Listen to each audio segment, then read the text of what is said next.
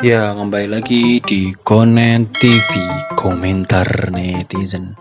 Ya, kali ini kita akan belajar bersama-sama bagaimana cara membuat grafik 3D pada sebuah data.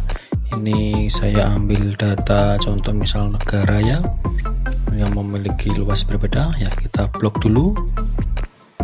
Di blok seperti biasa aja. Nah, dan kita pilih menu insert, pilih yang chart yang bawah ini ya, dan kita 3DP yaitu nomor 2. Nah, klik saja, kita hilangkan backgroundnya, kita klik kanan, kita pilih yang paling bawah nomor 2, format chart area. Nah, ini ada dua ya, fill dan border. Maka kita klik yang fill dulu, kita no fill, pilih menu yang no fill, kemudian setelah itu border, kita juga pilih apa itu yang atas sendiri, yaitu no line. Nah, yaitu ya, dua saja. Kalau sudah, kita bisa apa itu close.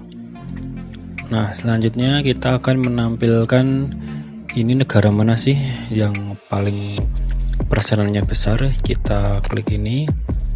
Nah, ini sudah muncul ya, kayak datanya 1900, 678, 512 ya, 300, berarti yang 300 itu abu-abu, berarti itu Filipina. Kita kasih namanya aja ya biar nggak susah. Kita klik, bentar saya ulangi ya, kita klik data label. Yang data label ini ada panah kecil, kita klik paling data call out ini ya, klik saja. Nah, ini sudah menunjukkan persenannya, berarti yang paling besar itu Indonesia.